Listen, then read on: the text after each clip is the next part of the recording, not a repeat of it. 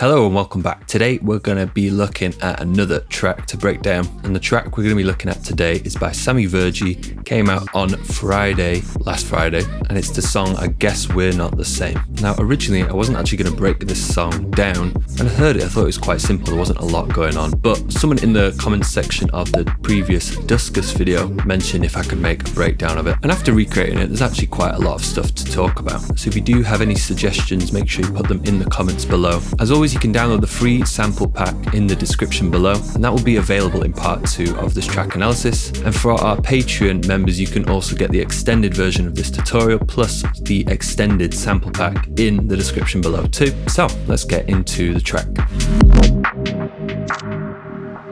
Let's just have a listen to the remake I've made here. As always, I focus more on the first main drop and then a little bit into the build up, because the second drop in the song is pretty much the same as the first. This is what the remake sounds like. I guess we're not the same anymore. I guess we're not the same. I guess we're not the same anymore. Oh, guess we're not the same. I guess we're not the same anymore. I guess we're not the same. I guess we're not the same anymore. Oh, guess we're not the same. I guess we're not the same. I guess we're not the same. I guess we're not the same. I guess we're not the same. I guess we're not the same. I guess we're not the same. I guess we're not the same. I guess we're not the same. Guess we're not the same anymore. I guess we're not the same. I guess we're not the same anymore. Oh, guess we're not the same. I guess we're not the same anymore. I guess we're not the same. I guess we're not the same anymore. Oh, guess we're not the same. I guess we're not the same. I guess we're not the same. I guess we're not the same. I guess we're not the same. I guess we're not the same. I guess we're not the same. I guess we're not the same. I guess we're not the same. I guess we're not the same. I guess we're not the same. I guess we're not the same. I guess we're not the same. I guess we're not the same. I guess we're not the same. I guess we're not the same. I guess we're not the same. I guess we're not So let's just start with some of the basics as always. 140 beats per minute, pretty much your typical speed garage tempo. In terms of the structure, very simple as well. You've got typical 16 bar big sections for the build up, the drops. There are a few of these 8 bar sections dotted around though, like at the beginning in the intro, in this kind of bridge, as I'd call it, section in between the second half of the drop and the build up, and then there's the 8 bar outro at the end too. And the track length's about 3.5 minutes long, which is pretty much a typical radio edit. If you listen to these sections, they would sound a little bit too boring being 16 bars, so that's why they're different there. Now let's start out with the bass, the main bass line. So the key of our track is C minor. There's no modes or anything like that. And the bass line is quite simple. You can see there's quite a lot of movement going on here, but if we were to just take out some of these notes, and I'm going to extend these notes out here, you can see the pattern is this 1, 6, 3, 5 bass sequence. And it's super simple. The only real thing to point out would be this G note here landing on the offbeat instead of that halfway point in between the 2 bars. But again, this probably would have sounded a little bit boring because there isn't a lot going on in the rest of the track apart from the vocals. So that's where these small notes come in. And it's just such a simple way to add variation to your bass parts. Try just chopping the end of a note off and then moving it, say, down an octave like we've done here. This one jumps back to the note previously to then jump up to the note afterwards. This one's another octave here. We have this kind of flourish at the end where we go from G up to the G above, down to D, which is the second note, and then we land on our E flat again like we did at the end of the second bar here.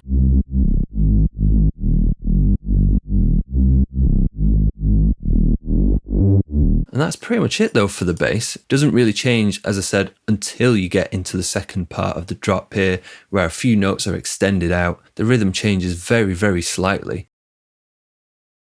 So let's move on to the vocal then, because there's actually a lot more going on than you might expect. And the vocal is just a sample from Splice. And it's in this pack here, this Stargirl Lo-Fi Synthwave. And the sample is called Not the Same. There are a few different versions, but the one I ended up using is the double dry version, which sounds like this. I guess we're not the same anymore. I guess we're not the same. Same. I guess we're not the same anymore. Oh, guess we're not the same. And as you can hear, it's just the whole vocal in the one sample. And that's basically what we can see here from this point to the end. Now, because the sample originally is in B minor, as you can see at the end of the name there, all you have to do is just pitch the whole sample up by a semitone. We already know the tempo of the sample too. It's at 90 beats per minute. So Ableton does a great job of just warping that into time when you bring it in anyway. And the only difference I've really found from the original sample is just where the first note begins, because there's quite a big gap at the beginning of the original sample, as you can see here. And it's just been shifted so that it lands on that word guess there instead.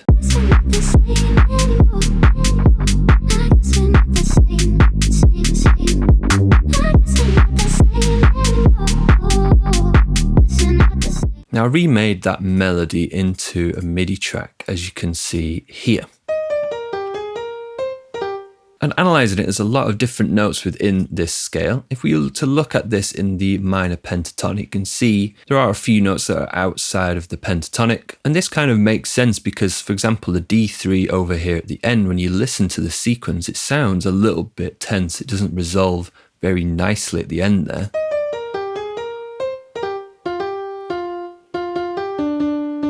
Whereas you'd probably kind of expect it to do something like this, to resolve the melody back to the beginning, which actually happens in this first drop here. That little sequence there is an edited version of that original sample that's just been pitched down. And then 3, and then 6. Just to create a more pleasing end to that melody. And as well as this section here, there's been a lot more editing to the vocal to basically create this section here in the second half of the drop.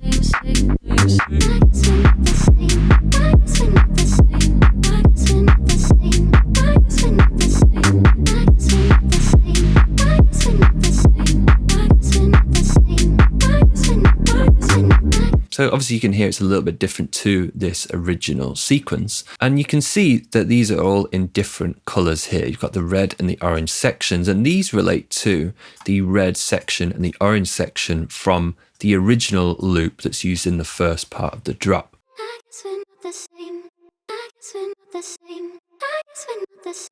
A lot of editing has been done to make this into a brand new sequence. And this is something that we talk about in the extended tutorial on our Patreon, going through how you can basically make your own version of this from another vocal. You can check this out in the description below. You get access to the extended version of this video tutorial and the discussed one previously too. Now let's come to the vocals at the beginning and in the breakdown. I think this is probably a sample, but I looked through that same sample pack because it fits quite well with the original melody, so I thought it might be in the same sample pack, but it's not. I did recreate this though in MIDI. The top part here is doing this kind of main melody that you can hear through those chords, and then the underneath is just doing this static chord. And then both of them combined together.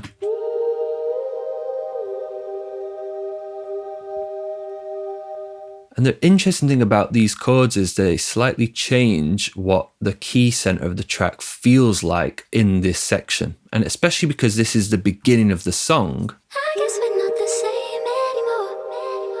I guess we're not the same. you can hear it sounds quite uplifting and quite happy in a way. This is because the chord underneath particularly really focuses around this E flat.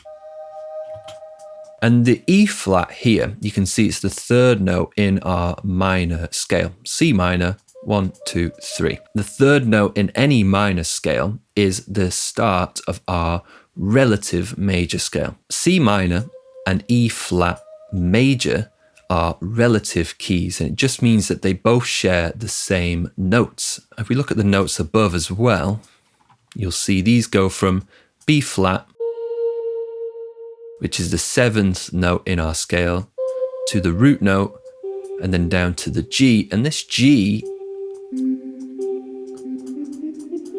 is the 5th note in our minor scale, but it's also the 3rd note in our E flat major scale, that relative key we were talking about before. So this chord gives you a more happy feel.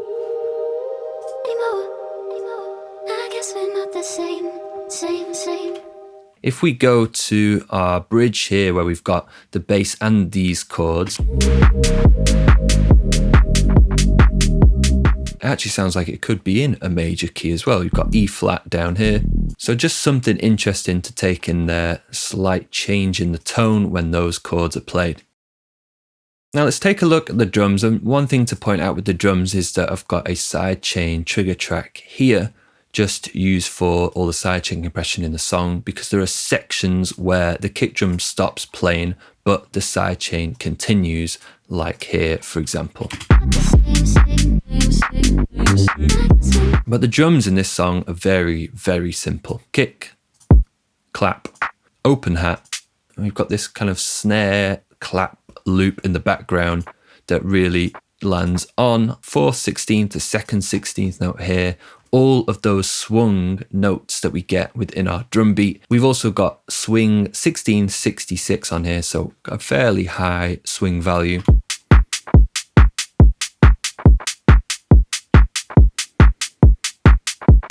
Some variation, as you can hear, across that 4-bar loop with the double clap at the end. Later on in this second half of the drop, we do also get this ride cymbal.